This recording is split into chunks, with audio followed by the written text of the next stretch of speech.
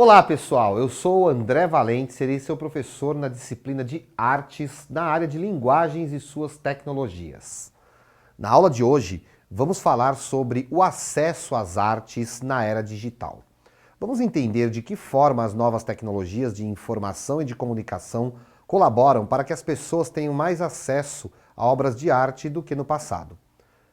E vamos para a nossa aula. Para começar, vamos a uma leitura. O encontro entre a arte e tecnologia proporciona uma série de reflexões, jeitos de se fazer, modos de distribuir e lugares para mostrar são pontos recorrentes entre trabalhos contemporâneos. Há também espaço para questionar o que é real ou virtual e interrogar as fronteiras entre público e obra.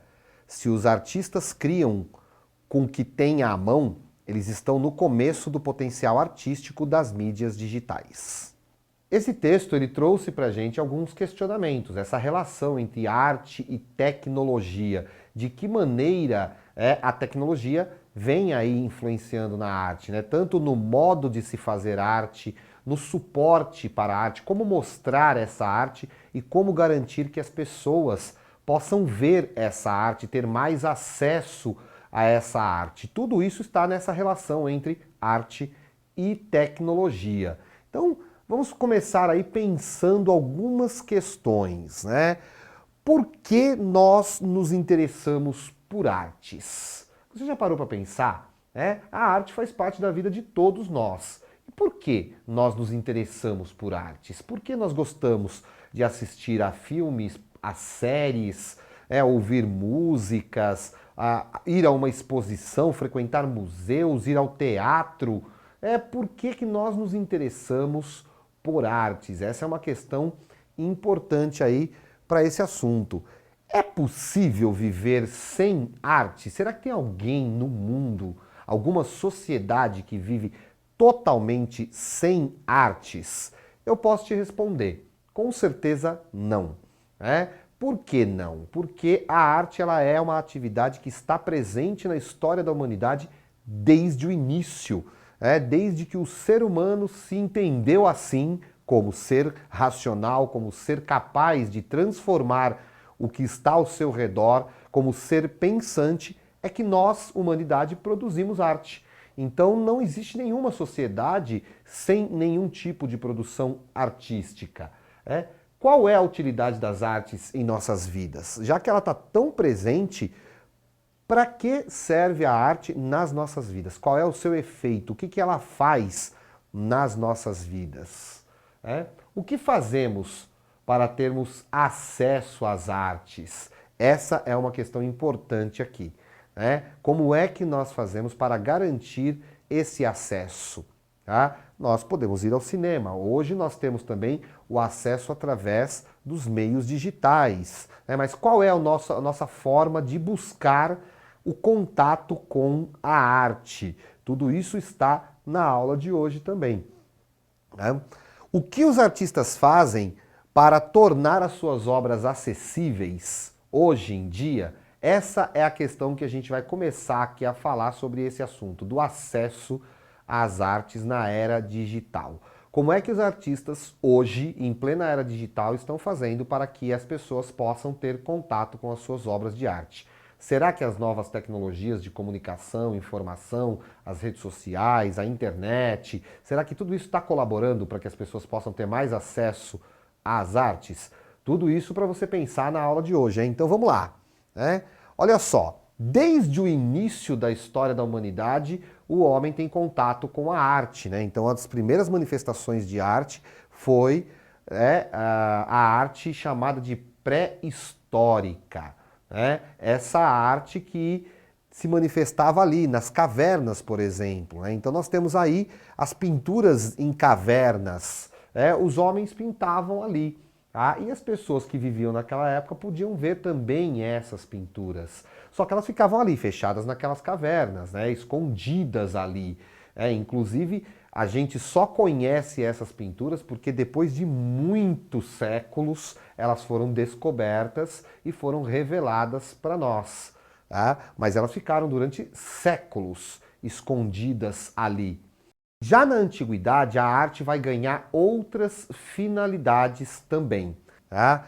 Ela passa a ter aí a função religiosa, a função de demonstrar poder religioso e poder político-militar, né? Por exemplo, no caso das pirâmides, né, as famosas pirâmides do Egito, elas serviam não só para demonstrar o poder dos faraós, mas também serviam como túmulos, onde eram depositados ali os restos mortais do faraó, havia toda uma crença na volta à vida, né? Então elas eram ao mesmo tempo um túmulo, de uma certa maneira uma espécie de templo, e são essas construções monumentais que estão em pé até os dias de hoje. Então ela tinha essa função. Então a arte que estava dentro desses túmulos, dentro dessas pirâmides, ela também só foi descoberta muitos séculos depois, né? Durante todo esse tempo elas ficaram ali, fechadas ali. Por quê? Porque era uma arte voltada para a vida do faraó. Só quem tinha acesso a essa arte eram os sacerdotes que participavam dos rituais, com a morte do faraó, e a própria família do faraó. Então, as outras pessoas não tinham acesso a essa arte. Então, tudo que nós sabemos sobre a arte egípcia foi porque foi descoberto muito tempo depois, por pesquisadores que trouxeram essa arte até nós, mas elas eram feitas para ficar fechada e não para mostrar para o público. Na Idade Média, a arte vai ganhar um outro aspecto. Ela ainda vai continuar sendo utilizada pelos homens mais ricos, pelos reis, pela nobreza, para demonstrar o seu poder, tá? Mas ela vai ser usada também pela igreja. A igreja vai utilizar a arte para começar a se comunicar com o seu público, que são aí as pessoas que a igreja queria captar para si. Então a arte começa a ter um caráter religioso, né? Um caráter de doutrinação das pessoas através da religião. Então, nesse painel a gente pode ver que se representa ali uma figura que é parecida com Jesus, distribuindo ali os pães, um Jesus ainda jovem, porque era muito comum que Jesus fosse representado ainda entre jovem, mais velho, e ao mesmo tempo essas figuras se confundiam com a própria realeza da época. Então na arte bizantina nós vamos ter esse fenômeno do imperador que se mostra muito próximo da figura de Jesus, criando essa ideia de que o imperador era um enviado divino para governar. Então a arte ganha também esse caráter de doutrinar as pessoas, de fazer as pessoas acreditarem na realeza como alguém que era enviado de Deus. Mas ainda assim, essa arte continuava fechada nas grandes catedrais, nas grandes igrejas medievais e nos palácios da nobreza. Ainda não era uma arte que era feita para ser mostrada mesmo para um grande público. Fazia parte dessa arte que as pessoas fossem até a igreja, estivessem ali no culto, para que elas pudessem observar a obra de arte. Já no finalzinho da Idade Média, na transição para a Idade Moderna, nós temos o período do Renascimento. Naquele momento começa a surgir um novo grupo poderoso ali, que é a burguesia, os grandes comerciantes, aqueles que não nasceram na nobreza, mas enriqueceram com o seu comércio.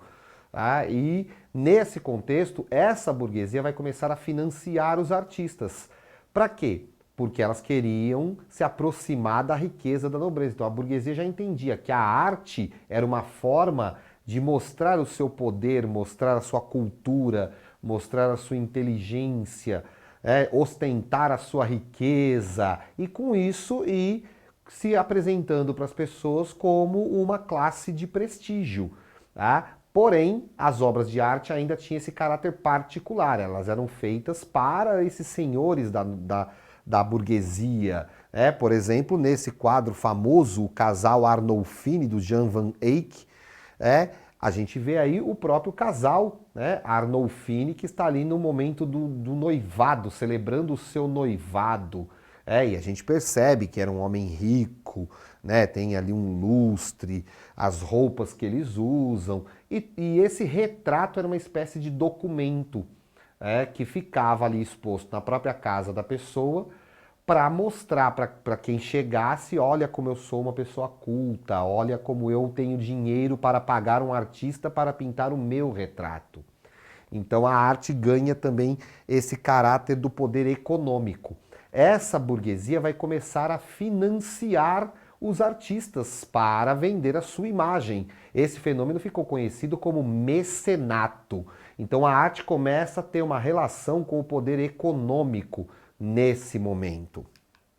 Já no século XVIII, entre o século XVII e XVIII, a arte vai ganhar um outro caráter, que é o caráter do poder ideológico, do poder intencionalmente ideológico, que é transmitir às pessoas uma ideia que se queria mostrar, uma ideia política, uma ideia social, uma ideia cultural. Nessa obra, que é A Liberdade Guiando o Povo, de Eugène Delacroix, ele mostra aí, ele representa a Revolução Francesa, a queda da Bastilha, essa mulher que ficou conhecida como Marianne, que representa a própria pátria, a pátria mãe, a França ali com a sua bandeira. E nós temos representados nesse quadro também os participantes da Revolução. Temos ali os trabalhadores, temos ali a elite, temos ali os jovens estudantes, todos unidos lutando pela liberdade na França, na Revolução Francesa. Então a arte nesse momento vai ganhar essa função também. É nesse momento que começam a surgir os primeiros museus, as primeiras galerias, onde essa arte vai começar a ser exibida para o público. E a intenção aí era criar uma ideia de um mundo novo, de um mundo moderno, de um mundo diferente do mundo do passado. Então a arte ganha esse caráter ideológico e para isso ela vai ter que se tornar pública. Mas ainda o acesso era para poucos, o acesso era para aqueles mais ricos que frequentavam esses ambientes. As pessoas pobres, trabalhadoras, não podiam frequentar esses ambientes, e os escravizados que havia na época nem pensar. Então ainda era uma arte muito restrita, muito fechada a uma certa elite da sociedade.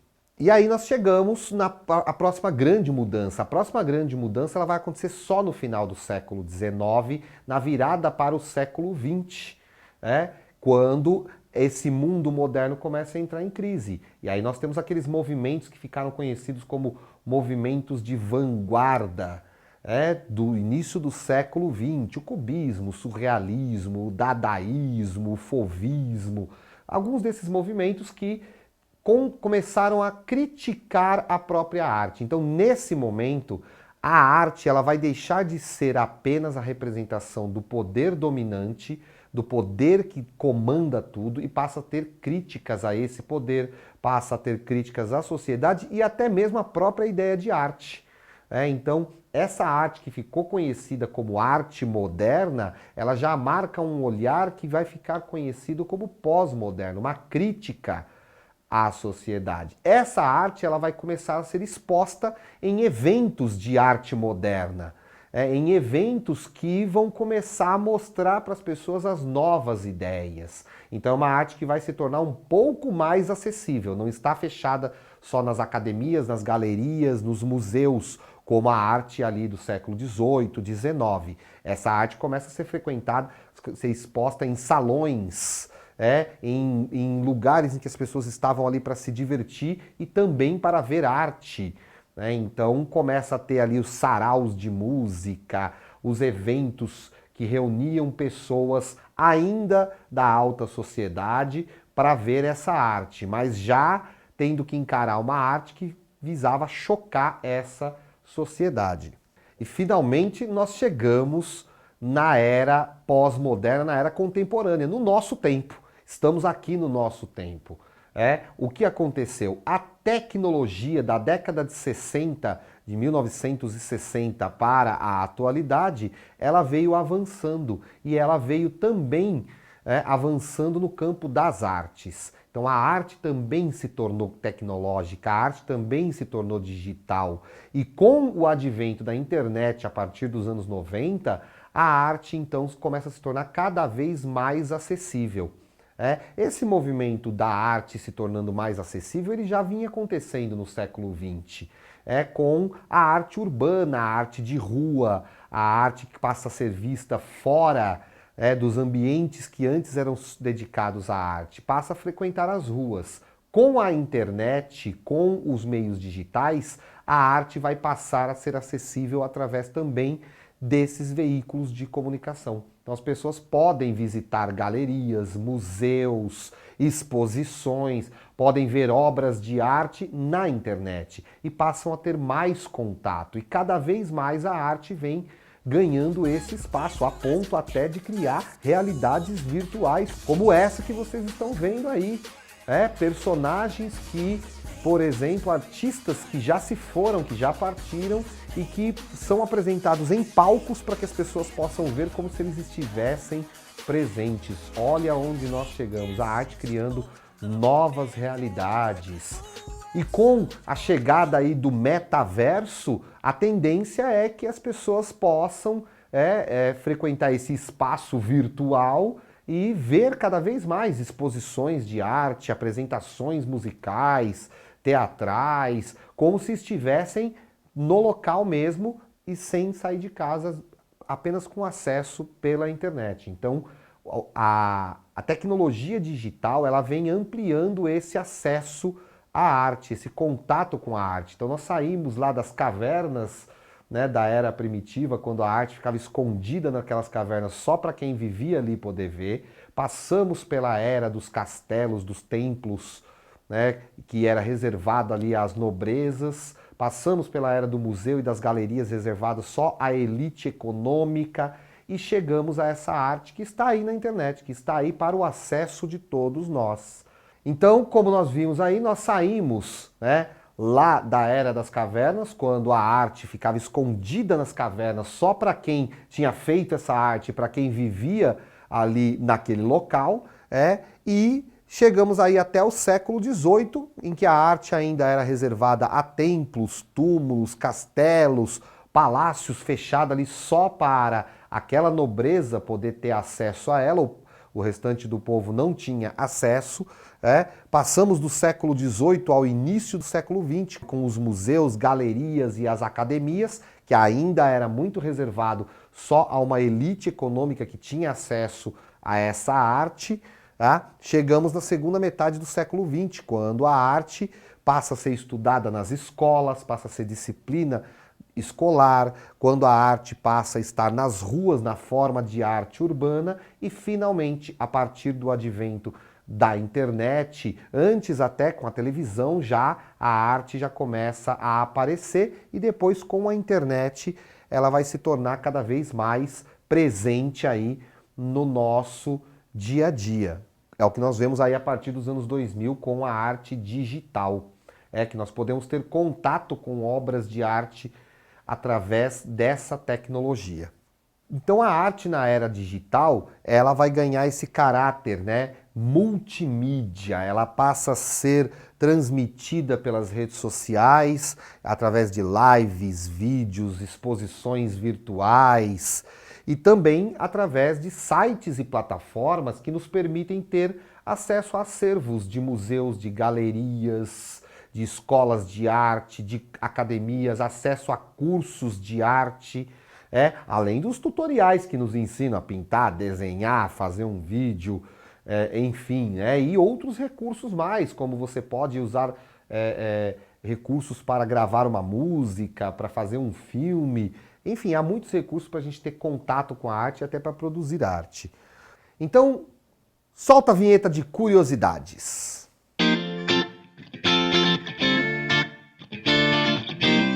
O Google Earth Encounter é um aplicativo em que você pode fazer um passeio virtual em 360 graus e olhando obras de arte.